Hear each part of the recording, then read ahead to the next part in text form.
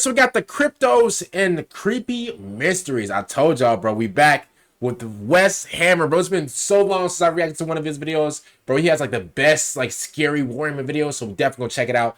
Make sure you guys go check him out. And other than that, let's get right to it. Let's go. Or not, but spooky season is Wes Hammer, baby! which means it's the perfect opportunity to talk about another batch of creepy unsolved mysteries from the grimdark future of Warhammer 40K. I bet. From a bizarre species of formless, mind-controlling alien parasites that infiltrate our societies in order to hide from something far more horrifying. An ancient, unseen evil that has been hunting them across the galaxy for thousands of years and is on a collision course with mankind. An ominous pattern of dead worlds within the Jericho's Reach sector that doesn't make any sense and seems out of place in the galactic alignment. It's as if something ancient and incredibly powerful has dragged them through space and time to this precise location for unknown reasons. Many members of the Inquisition are afraid that if the mystery surrounding these worlds isn't solved soon, they could usher in a calamity that mankind isn't ready for. We're also going to be talking about one of the most impossible places in existence, the Crystal Labyrinth of Tzeentch, and the only person the most impossible places in existence, the Crystal Labyrinth of Tzeentch.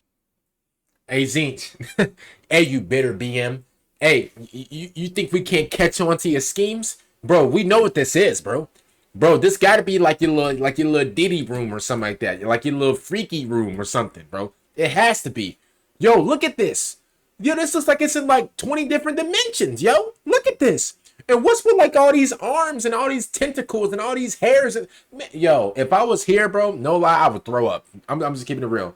Tzeentch, we all know you stink. We all know like that you're ugly and that you're down bad. But like, bro, I did not know you were this freaky. He got his own freaky room.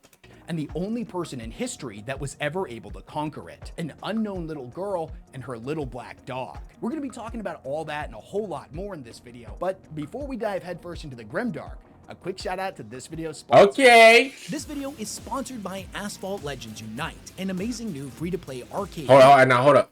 When was the video? Oh, this is a year ago. We good. Hey, shout out to Wes Hammer. We good though. We good. This video, hey, if it was like a more recent video, we would let it play. This thing like a year long. We good. Let's go, y'all. Number 5. What are the cryptos running from?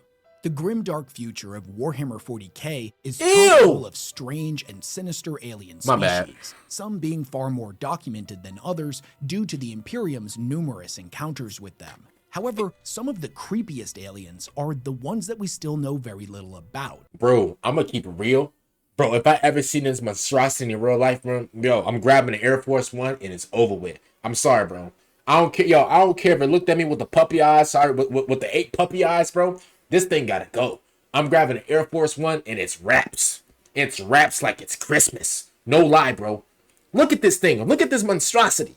Now, listen. Listen. I'm not the most handsome guy in the world. I'm not Brad Pitt. I'm not any of these, handsome actors or whatever, bro. But boy, I ain't beat. Yo, this thing right here is beat. This thing's scary looking. Like, yo. And look, he got the underbite and overbite of Doomerson.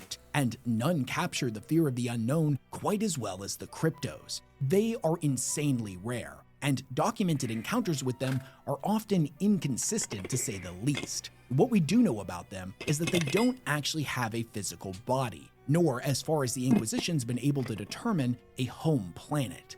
Their true form is something of a sentient gas cloud, said to be hued by flickering green light and made up of half-formed horrors that could drive a man to madness if he stared into them for too long. What? These guys have evolved to live unaided within the cold vacuum of space, drifting in the dark places between stars, ever searching for far-flung human colonies to feed on. It is believed that the cryptos primarily target human settlements with little to no imperial oversight, where the risk of discovery is greatly reduced.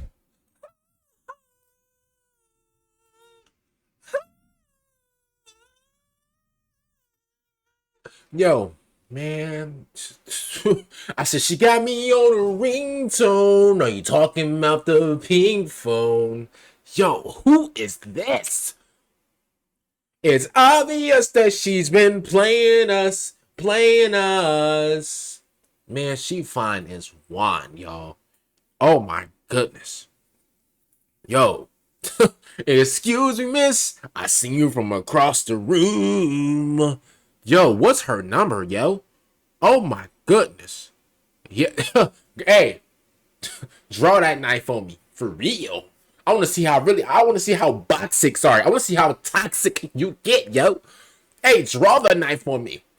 Threaten me. Get angry with me. I like that type of stuff, yo. I like it, yo. I like it. Reduced. When such a community is located, they will drift down to the planet's surface in search of a human host to infect. This occurs when the victim unknowingly inhales. Ooh, he got the overbite body. of. Now, once inside of the host, they will immediately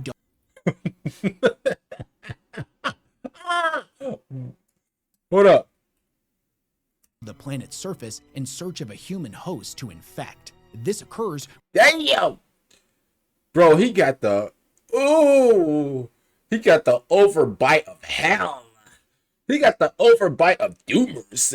When the victim unknowingly inhales their gaseous body. The overbite. Once inside of the host, they will immediately dominate their mind, leaving the victim locked in and unable to control their body. The crypto will then immediately learn everything that their host does and will be able to mimic their behavior and mannerisms so completely that even lifelong friends or family members won't be able to tell that something is off. What? Once this process is complete, they will take their place within society, slowly draining the life force from their victim like a malevolent parasite, all while exerting a psychic aura of suggestion on every living creature within a sizable radius. Now, over time, they will manipulate this community, molding it to their design in order to better suit their purposes. When their stolen body is near death, they will find a discreet place to suck the last dregs of life out of them before discarding the withered husk and taking a new host. The cryptos are incredibly patient predators and never eat more than is needed to sustain themselves. They can go on living like this completely undetected for years or even decades, only abandoning their hunting grounds when one of two things occurs. One, they are discovered by a sizable force that the community they are influencing will be unable to fight off. Or two, for reasons unknown to the Inquisition, they sometimes will suddenly enter a panic state and do everything they can to get away, not just from this colony, but the planet as a whole, retreating back into the void of space as if fleeing from an unseen threat known only to them. Now, I'll freely admit, mind-controlling aliens that infiltrate human societies are not exactly out of place in the grimdark future. Hell, for the people living within the Imperium,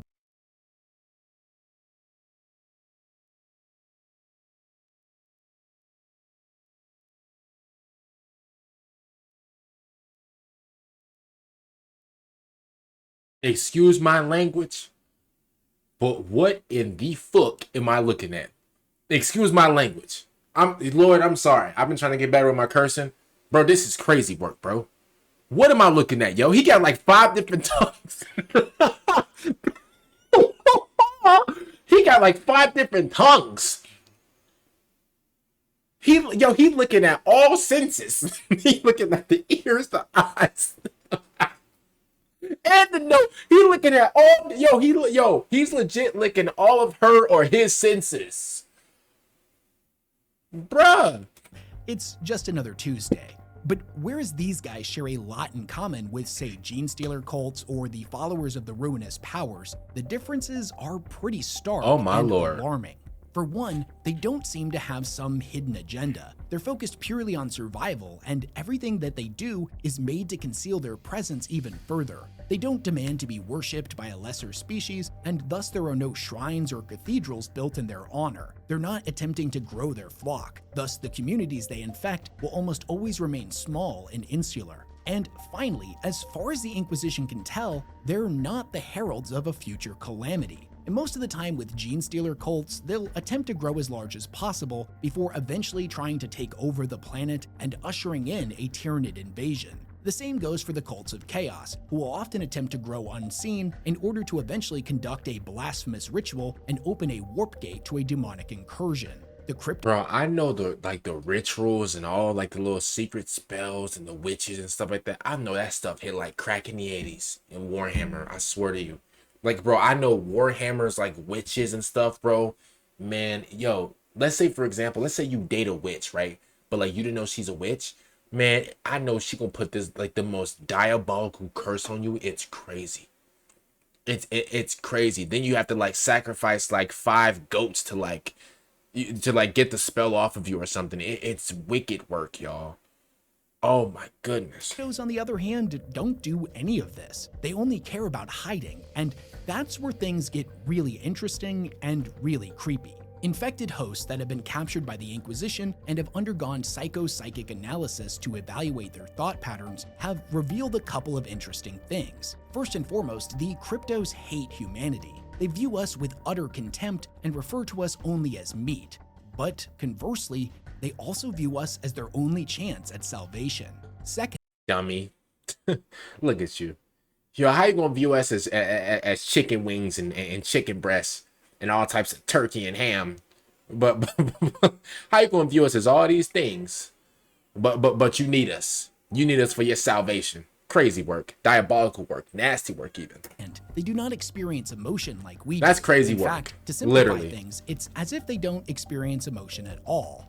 That is with one massive exception. The Inquisition has derived the telltale markers of fear in their thought patterns. Fear defines everything that they do, and they're afraid all of the time. However, it's not the Inquisition or the forces of mankind that they're afraid of, but something else. Although there's still a lot of pieces missing to this puzzle, what the Inquisition has been able to determine is that the cryptos are running from something. Something ancient and predatory. An invisible enemy that so far has remained completely undetected by even the most sensitive of mankind's augur equipment. Whatever this thing is, whenever it gets close to the cryptos, they lose all sense of rationality and are gripped by a primal sense of panic that was Boys start tweaking with it. Yo, it sound like us men with women. That's it. Hey, that sounds like a lot of men with women. Hey, whenever women get near us, we start to tweak. We start to be like, oh no, like what is this? What's going on? Like we start to get a little nervous. Like our palms start sweating. Like we start to panic a little bit. We're like, yo, like what's going on? Like man. see them abandon communities that they have existed in for years, desperate to get away, fleeing into the void wherein a stable food source is never guaranteed. The few times this has been observed, the Inquisition is always left completely baffled, as no threat could be detected. It's still just a theory, but there are some within the Ordos that believe that cryptos did not always exist as they do now, that their bodiless form was artificially induced evolution, either inflicted upon their species as a last-ditch effort to escape whatever is hunting them, or a curse induced by the very same threat. Something that's only ambition is to hunt down every last one of them and right its previous failure to confine them to the halls of extinction. How long the cryptos have been preying upon humanity, how many of our societies they've successfully infiltrated, or what the source of their fear ultimately is something that the Inquisition has taken very seriously, labeling the cryptos as a Diabolus-level threat to mankind. We may never learn what exactly it is that they're running from, but perhaps for the sake of humanity, some terrible truths are better left unlearned. Number 4. The little girl who conquered Tzeentch's maze. This next one is one of Warhammer 40K's most classic and iconic mysteries that people have been debating back and forth ever since we first were introduced to it back in 2008 in the 5th edition Chaos Demon Codex. For those unfamiliar with the nature of chaos, the realms of each of the 4 chaos gods are molded to their image. At least we believe that they are. Things in the warp get weird, and we're dealing with matters of the metaphysical. So when its locations are described to us, they're described in terms that we can understand.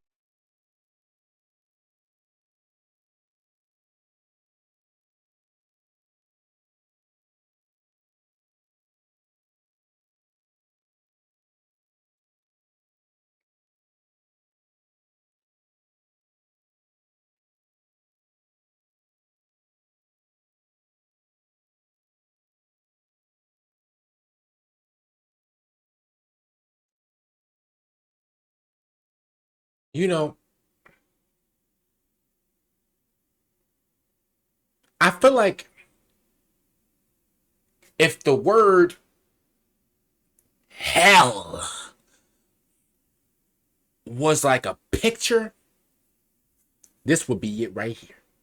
You imagine thinking that like, oh, like, imagine like, walking through life and, you're thinking, oh, well, And listen, I'm not here to jump on nobody else's beliefs, or if you don't believe, whatever, right? I'm not here to jump on that.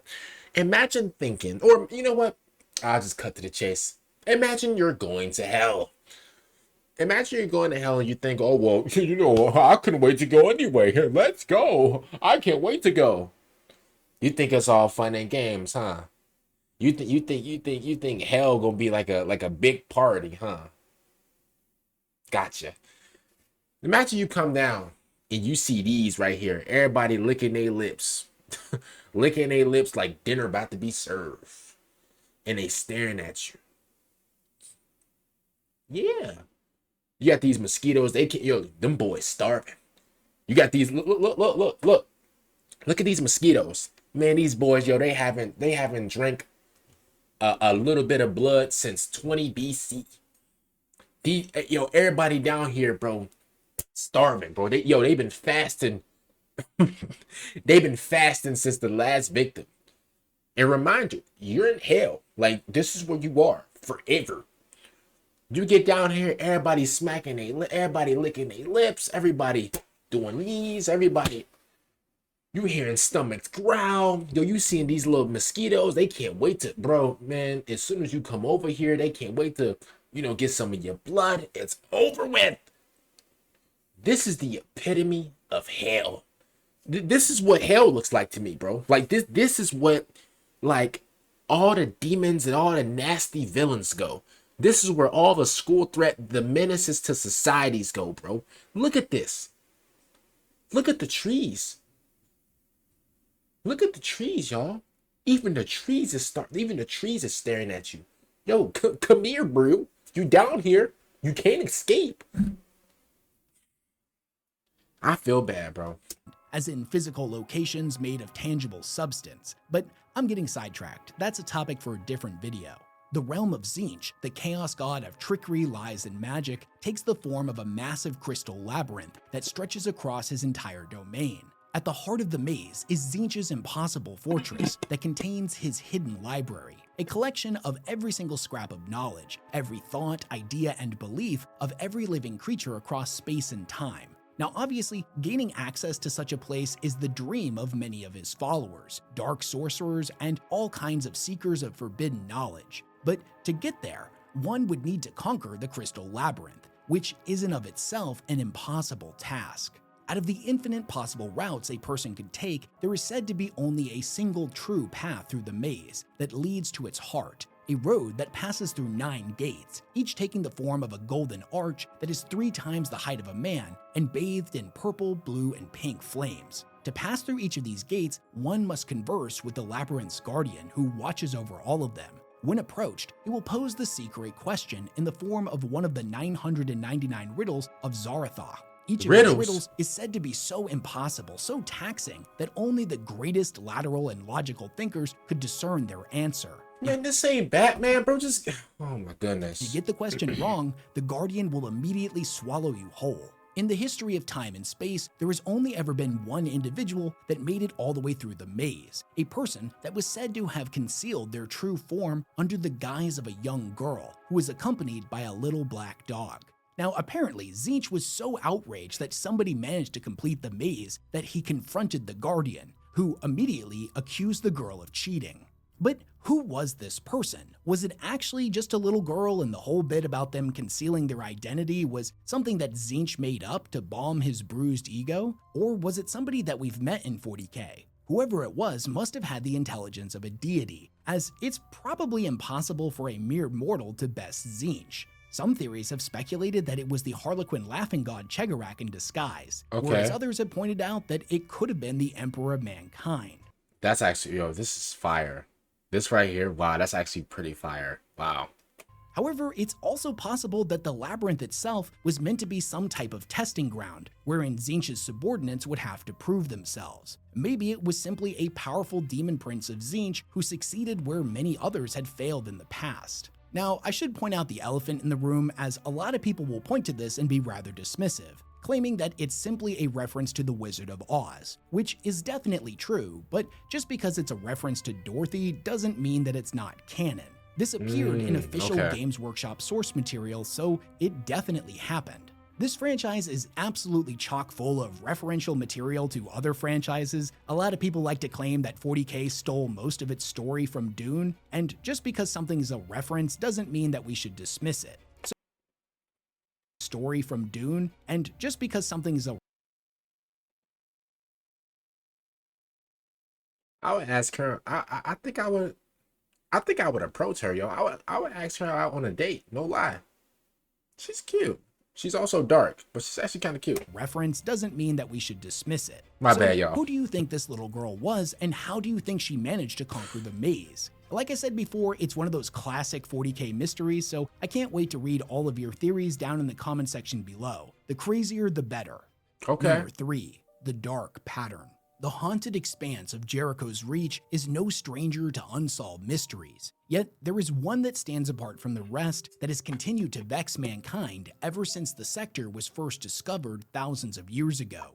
You see, within this place exists a plethora of barren dead planets. There's no obvious evidence on their surface to what happened to them, and the vast majority seem out of place in the galactic alignment, as if they're not native to the sector and were brought here from somewhere else. Now, dead planets are nothing new in the grimdark future. The galaxy is a dangerous place, and over millions of years, any number of apocalyptic scenarios or celestial phenomena could occur that would leave a planet scoured of life. But there's something off about the ones in Jericho's Reach. First and foremost, the sheer abundance of them dwarfs every other blighted sector encountered by mankind. And second, their alignment seems to form a dark sigil, a pattern of unknown significance that bears the telltale markers of intelligent design. This dark pattern, as the Inquisition has taken to calling it, is said to be a web of death, formed from thousands of dead worlds torn from their celestial procession by an unknown force. Thousands of... Wait, what? It is the belief of the Death Watch, multiple ordos of the Inquisition, and the Dead Cabal. Yo, where's her jaw? They got rid of her jaw? Oh, I feel so bad for her. Yo, she can't even, like, eat like a McMuffin.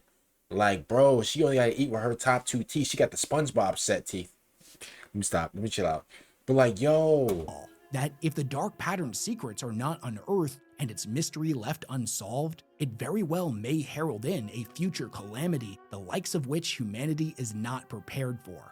There have been countless attempts to identify the dark pattern's creators, yet all remain inconclusive. Now, some believe that it was made by the followers of the ruinous powers, whereas others have implicated the Eldari or the Necrons. Others still claim that its architect may be something or someone that humanity has either not yet encountered or exists beyond the realm of human comprehension. As I mentioned before, the Imperium has been aware of the dark pattern for quite some time. In fact, it was the first thing of note documented by the early explorator fleets of the Adeptus Mechanicus when they encountered the region thousands of years ago. Is something that immediately raised red flags. My goodness. Yo, I keep seeing her in these Warhammer videos, yo. I gotta get a number or something, bro. Hey, bae. Hey. Hey, what Mindless Behavior said back in the day? Kiss me later. Oh, kiss me through the phone. I'll see you later on. Yo, for real, yo. I gotta get a number or something, boy. She is... My goodness. And caught the attention of the Inquisition. The Ordos launched multiple investigations into them, but could never really find anything substantial. There were many in those early years that felt as strange as the... Who is this? Oh, every time I try to leave, someone keeps holding me back, telling you I need you in my life. Everything gonna be alright. Who is this? My yo, let me tell y'all something, bro.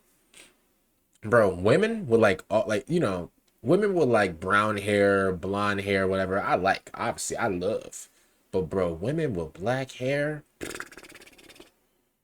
like women who got the like the Italian descent, because usually, like, you know, if you have like, if you're a girl or if you're a man but you have like black hair, you usually come from like an Italian descent, right? Woo-wee.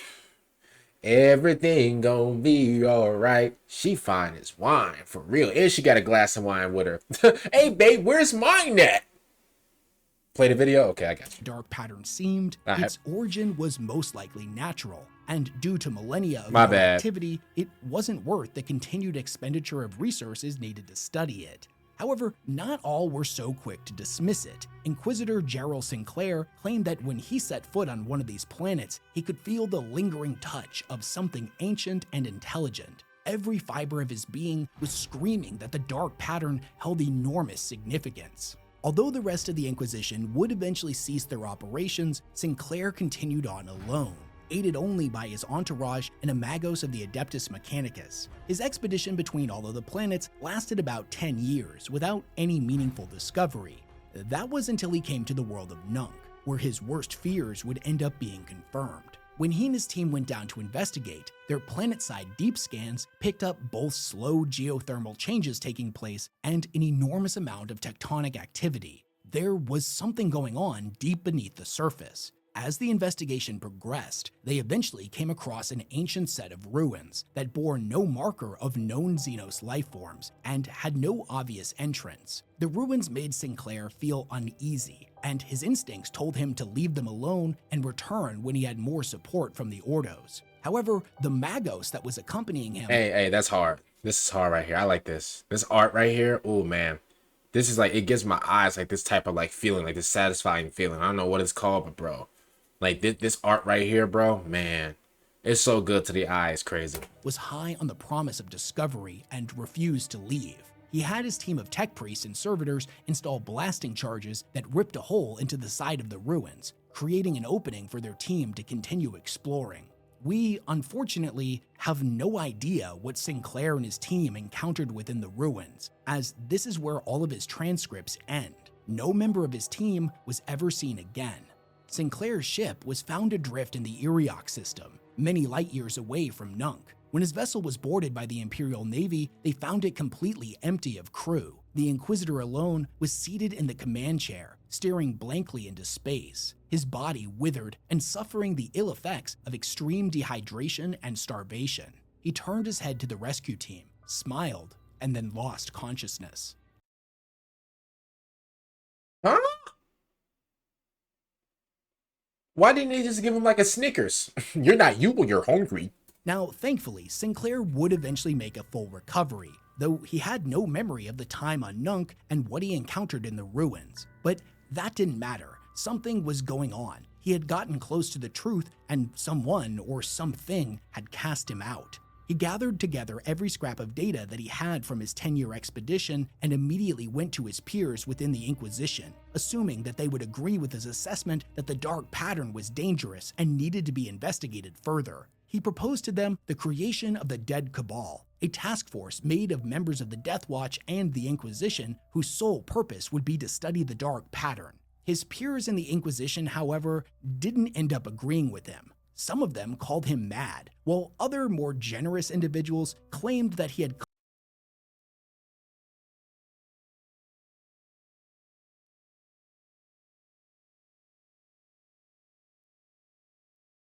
I would take her on a date.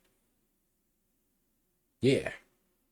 Even though, I mean, bro, what happened to her face? Unless she just got like hit by Mike Tyson or something. But like, that don't even matter to me. It don't matter to me. It don't matter to me what you say. It don't matter to me. Bro, I would have took her on a date. For real, y'all. Like, honestly. Yeah. Because, like, I like the short hair girls. Yeah, bro. Yo, Miley Cyrus back in the day did something to me. Yeah, bro. Crazy. I know. I came in like a wrecking ball. Yo, when Miley Cyrus had like that type of haircut, I fell in love. I'm gonna keep real, because I never really seen that before.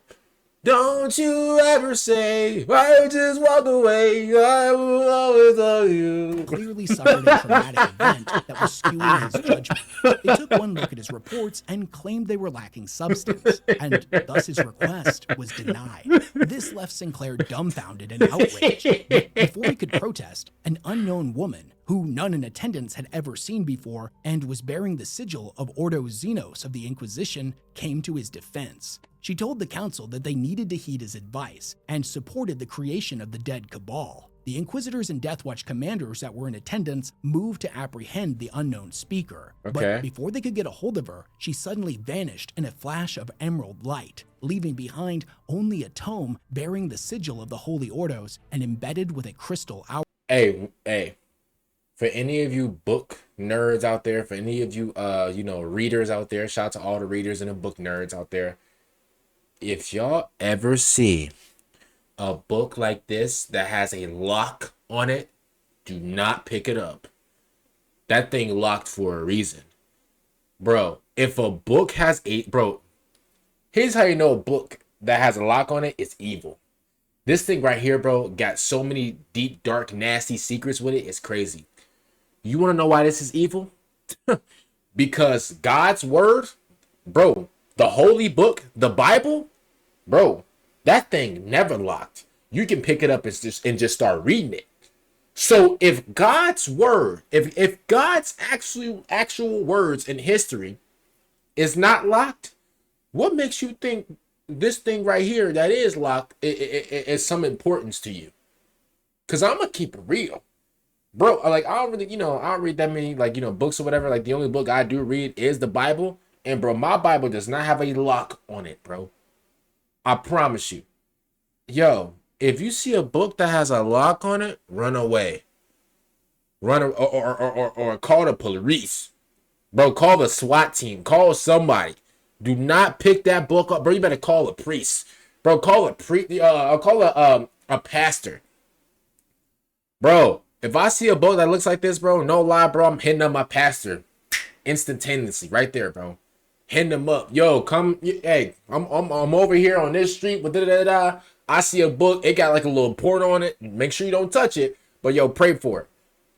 Yo, rebuke it right now, bro. Glass. The book was immediately taken to the Chamber of Vigilance for further study, though try as hard as they might, they could never get it to open. To this day, none have seen any of the contents within, and many believe that the book will only open to reveal its secrets in humanity's time of need. Although no formal investigation was sanctioned after Sinclair's appeal, the Dead Cabal would eventually be formed, and new watch stations were constructed throughout Jericho's reach to aid in the investigation. The Death Watch settled in for their long vigil, and many millennia would end up passing. Now, despite the Death Watch's efforts, no meaningful breakthroughs were ever made, and when the Age of Shadows began, most of these new stations would end up abandoned, as there were far more pressing concerns at the time. It has only been within the last few centuries that the Death Watch has taken renewed interest in the dark pattern, and the old stations, now having gone unoccupied for millennia, have been brought back into service. But what exactly is going on here? What is the dark pattern? Who created it, and for what purpose? Although we don't have a lot of concrete answers, there have been hundreds of theories that have been put forth over the years. So let's talk about the four most prominent ones.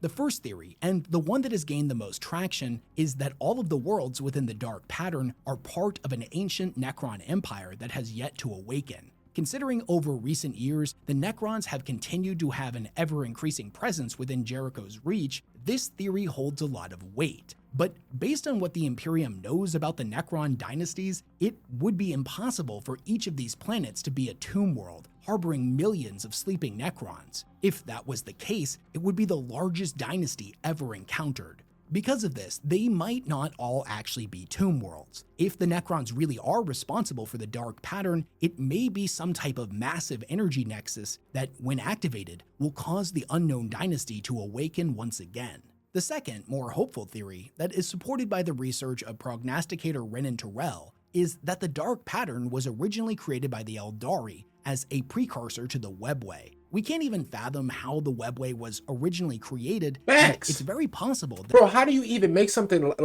bro, how do you make something, bro, that can because obviously obviously this is fiction, but on a real scale, I think I heard the Elon say it. Somebody said it. Some rich person said it. They was like, yo, we're gonna make something in the future to like this little teleportation thing in the future. Huh? How could you even do that? Bro, I'm gonna keep it real, bro. Hey, shout out to God. Because God is he's my best friend, father, therapist, and everything. God, I'm gonna be honest with you, my Lord and Savior. You gotta shut that down. I'm sorry. Hey, Hey, I wouldn't even test this. I wouldn't want no human testing this, bro. Unless we like can throw an apple inside of it and we can see what happens. God, hey, you gotta shut that down, bro. Sorry, it's not bro, sir. Sorry, Lord, you gotta shut that down. For real. Hey, we cannot have this on Earth, bro. We cannot have this on Earth. Bro, the fact that you can make like something that can teleport something into like another place, nah, bro. We can't do what if you get stuck in between like dimensions or what? Nah. No.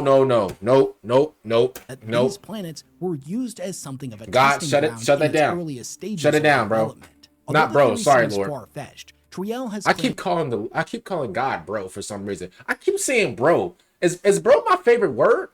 Man, what's wrong with me? to have recently found traces of long-dead Xenos devices on these worlds that he believes has the ability to access the webway. If the theory proves to be correct, and the dark pattern can be used to access the webway, it would be invaluable in mankind's fight against the Eldar.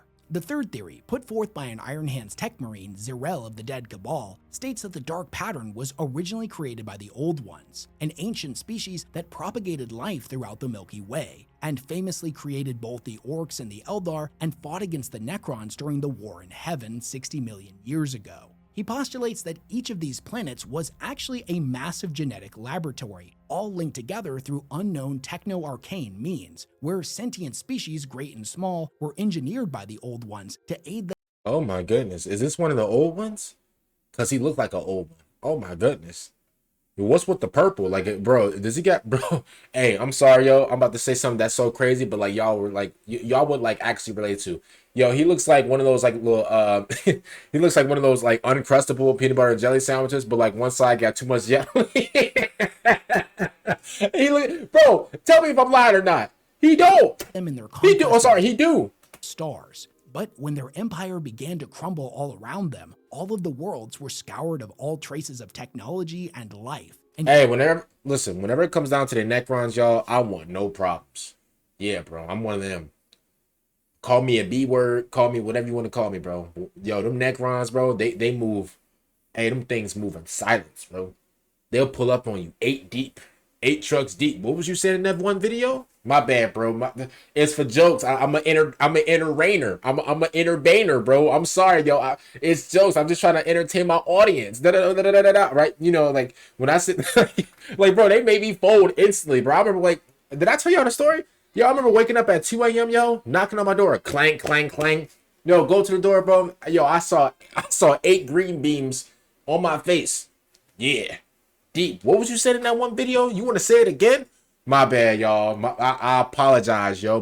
Bro, I'm gonna keep my mouth shut next time. And yo, ever since then, bro, didn't say a word about these dudes. Bro. I gave nothing but props and respect to them, bro. Order to safeguard their last remaining stronghold. Call me what you want, y'all. This theory is pretty out there, and it's lacking any substantial evidence. To the Imperium's knowledge, which admittedly is very limited when it comes to the Old Ones, they were never active in this part of the galaxy. But Zerel is insistent and continues to search for evidence of the Old One's involvement. The final theory comes from Watch Captain Matthias, who claims that the dark pattern is directly tied to the ruinous powers, and when activated, will lead to an expansion of the Hadex anomaly, plunging countless planets into chaos, darkness, and despair. Check out one of my earlier entries in the Grimdark Mystery series if you want to know all about that particular crazy warp phenomena. Now, if y'all want that video, I got y'all. Seeing as how the Dark Pattern was mostly a prominent storyline in the now defunct Deathwatch RPG by Fantasy Flight Games, it's unknown if Games Workshop will ever pick this storyline back up. I for one hope that they do, because they left us on a massive cliffhanger. Until then, however, the Dark Pattern remains one of 40K's creepiest unsolved mysteries. Number 2. The Space Marine chapter that doesn't exist. Now, the next mystery I want to talk about is a little bit different from the other ones that we've covered in this series so far. It's a little less creepy and more just super interesting, and can trace its origins back to real-life events, and namely a particular Games Day and Golden Demon event back in 2005. Now, this is all centered around the Steel Confessors chapter of Space Marines, who were said to be a successor of the Iron Hands. But unlike the Iron Hands themselves, or quite literally any other chapter of Space Marines for that matter, they were not created by the Imperium. Instead, they were made in secret by the Adeptus Mechanicus, It is believed that they were the Mechanicus' attempt at having a Space Marine chapter of their own that was loyal to them first and foremost, even above the Emperor himself. The project was ultimately successful, and in the 36th millennium, the Steel Confessors were born, after the Skitarii forces of the Mechanicus assisted the Iron Hands in retaking the Boris system. In honor of their assistance, the Iron Hands Council of Iron agreed to the Mechanicus' proposed experiment, and provided them a portion of their gene seed in order to create the new successor chapter. The creation of the Steel Confessors was not exactly advertised, nor was it authorized by the High Lords of Terra, and once Ordo Hereticus caught wind of this, they immediately petitioned for the destruction of the chapter.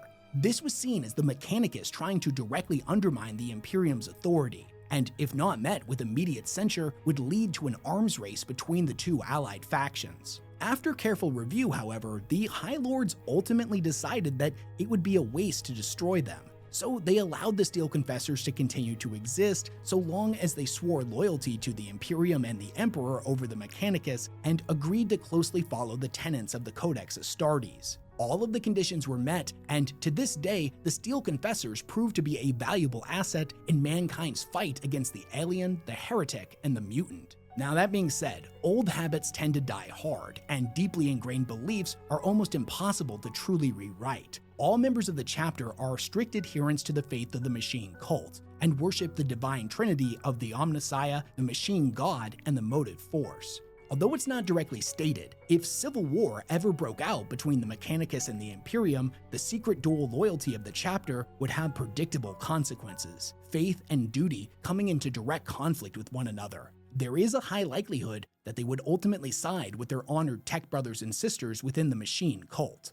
So all of this is pretty interesting, right? A Mechanicus chapter of the Space Marines? Well, unfortunately— That does sound glitchy though. A Mechanicus chapter, bro. Like, bro, that's like OP though. That's a little bit too much. Fortunately, nobody knows if any of this is true or not. And Yeah. anybody who has access to evidence supporting their lore— A lot of these like theories or whatever are like open-ended, and I feel like it's open-ended on purpose. You know, it makes you think a little bit, and that's why like I like Wes Hammer's videos, because Wes Hammer, he will give you the lore and he will give you, hey, like this is who this chapter is, this is who this is, and he does like a really good job setting the tone, but also like it's really like open-ended as well, y'all. So is yet to come forward in 2 decades. You see, the bulk of the Steel Confessors lore can be traced back to a leaflet titled Index Astartes Steel Confessors that was supposedly handed out at a Games Day and Golden Demon event at the NEC in Birmingham, England in 2005. The event featured a massive multiplayer battle known as the Battle of Kalevala, in which narratively these Steel Confessors were said to play a major role. Games Workshop even made a full life-size statue of one of their Space Marines and a bust of one of their Terminators. Yo, Games Workshop, where's my where's my my life size 6'1" size like stuff? Where's my stuff at, Games Workshop? I've been checking out Warhammer content for like a year. I thought I was doing good on the Warhammer side. Well, obviously, like I'm kind of doing like the gaming side as well, but like Games Workshop, like I can pledge my loyalty to you, but obviously you still got to let me do my gaming stuff as well. But like, man, come on. For the event. Where's my stuff at? Pictures have been circulating on the internet now for quite some time. However, as of the time of this recording, no physical copy of Index Astartes Steel Confessors has ever been found. There are no pictures of it, no scans, and it's never been reprinted by Games Workshop. Aside from the people that actually attended this event, the only reason that any of us know anything about the Steel Confessors is from a now deactivated Angelfire account, wherein the page's author created— Deactivated. You heard what he just said. He ain't stutter. Deactivated. You know what that means? Man, Games Workshop got bro out of there. Instantly. An article claiming to be a direct copy of all of the information contained within the leaflet. Got him out of there. Oh, what you got? Oh yeah, get him out of there. Pronto. Stop playing with us. Games Workshop, bro, they can really push the needle if they really wanted to. But unfortunately, said author failed to provide any pictures of the document in question, so we have no way of verifying if any of it's actually true. Maybe they were being truthful, maybe they copied the leaflet word for word, or maybe this was simply a hoax, the author using an interesting mystery to push their own fan canon as real lore. Since that event, the Steel Confessors have not shown up in any meaningful way in any 40k story, be that a campaign for the tabletop game or one of the novels. The only actual mention that I've personally seen of them is that the main character of the Nightlord trilogy, Talos, at one point had replaced a damaged thigh guard on his power armor with one that was supposedly taken from a slain Steel Confessor. That's pretty much it. Despite the lack of concrete information, or perhaps because of just how intriguing the mystery surrounding the chapter is, the Steel Confessors have, over time, developed a small but passionate and loyal fan base. This is one of those mysteries that we'll unfortunately never get an answer to unless Games Workshop decides to reprint the leaflet, as it's pretty easy to fake something like that nowadays, and even if a real one did show up, it would be seen with a lot of scrutiny. Because of this, the lore of the Steel Confessors remains one of 40k's most interesting mysteries. Really? Number 1. What is lurking in the Black Reef? Oh, I thought that was number 1. The Black Reef is... What did he say? What's lurking in the what? Number 1. What is lurking in the Black Reef? The Black Reef is one of the most bizarre and dangerous areas of space in existence, and by many accounts, it's easier to explain what it isn't over what it is. The Black Reef has been described as a briar patch of gravitational madness that stretches for a dozen light years. The forces at work within the reef are so powerful that not only do they have a profoundly destructive effect on the physical universe, but somehow the reef itself is able to reach into the warp, tear ships out of the imperium, and then subject them to its incomprehensible power. Inside of this place, gravity is no longer defined by the laws of nature. It pushes, pulls, wrenches, and tears seemingly at random, with a strength great enough to grab planets and fling them across the void. Bro, we got Tom Brady and Warhammer. Grabbing planets and just throwing them? Are you sick? Bro, you're not Yamamoto from the Dodgers. You're not Roki from the Dodgers. You're not Snell from the Dodgers. Are you sick? You just grabbing planets and just turning them into like curveballs or something? Such powerful gravitational ripples could rip a ship apart in mere moments. Even if somebody was able to find a path through its madness, the energy coursing through the reef creates a powerful magnetic effect on all physical matter. Wrecks of ancient ships, asteroids, and even rogue planets caught within its tides will rapidly change course and accelerate towards each other. Or, for that matter, any Imperial ship unlucky enough to find themselves trapped within the reef's currents. Although numerous voyages have been launched in an attempt to penetrate the reef and find out what's going on inside, almost all of them have ended in unprecedented disaster. To add to the Imperium's lack of information, the very few individuals that have gone in and made it back out alive have given conflicting reports on what they encountered. If any pattern can be derived from the mad scribblings of these intrepid explorers, however, it's that they all agree there's something hidden deep within the reef's core, something big and powerful.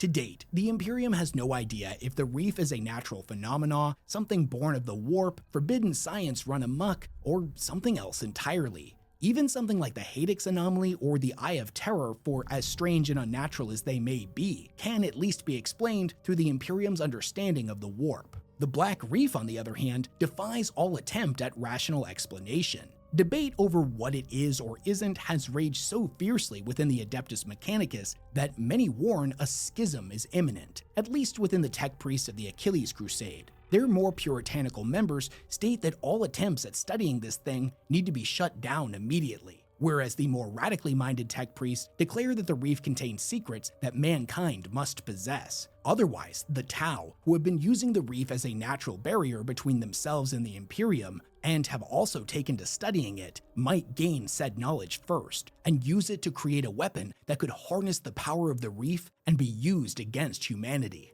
Although accounts of what is going on inside of the reef are rare, the most credible one comes from a rogue trader named Talus Kai. If his testimony is to be believed, then at the center of the reef exists a massive black sphere the size of a star that orbits a system of lost worlds, all pulled from different parts of the galaxy. Further, he claims this region was guarded by an undocumented reptilian xenos species that he called the Cyrishine.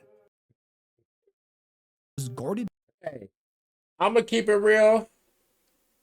See, I don't even want to say nothing about him. I feel like he might sneak up on me as I'm taking out the trash or something. Like, I don't know. Like, that is a cool jacket, yo. Like, should I say something about him or should I glaze? Which one should I do? I mean, this can determine my survival in life. So, you know what, man? I'm gonna just glaze, bro. That's a nice jacket, bro. Nice jacket, yo. Nice wings, bro. Like, wow, nice wings. By an undocumented I'm actually scared for my life. Look how he's looking. Why is he that bulky? Why is he built like? Why he built like Prime Brock Lesnar? Bro built like Prime Batista. Like, reptilian sit down xenos somewhere. that he called the Cyrasheen. Their entire purpose He a was to bulky guard lizard. the area against an ancient enemy that was prophesied to one day return and enslave them. Oh no. Stay. No, bro. Please don't return. Please do not return, bro. After he submitted his report and the cult Mechanicus got a hold of it, a whole bunch of new theories started popping up. Some of the tech priests claimed that the sphere must be a star-sized collection of pure antimatter, which the value of such a thing couldn't even begin to be quantified. Which the value of such a thing couldn't be a star-sized collection of pure antimatter, which the value of such a thing couldn't even begin to be quantified. Money, money, money, money.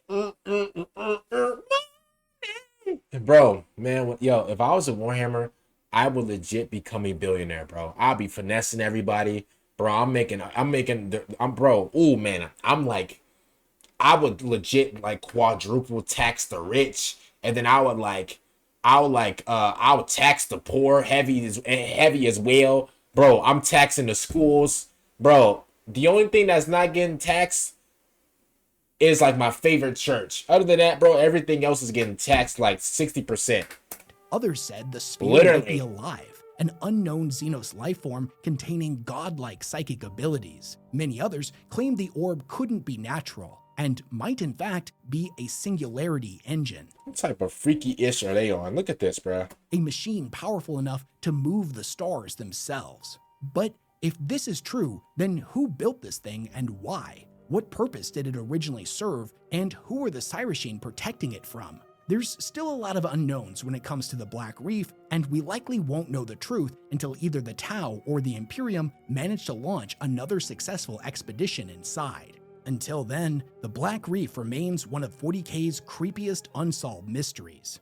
And that was 5 more grimdark mysteries. Shout out to West Hammerman for this video. This video was like 30 plus minutes long. Other than that, man, thank y'all so much for watching my videos. I really appreciate it. Shout out to West Hammer Game. Make sure you guys go check him out. And also, man, if you guys are new here, make sure you guys subscribe to the channel. It is absolute free, on the road to 10,000 subscribers before the end of this year. I believe we can do it. So make sure you guys subscribe to the channel, and peace out, everybody.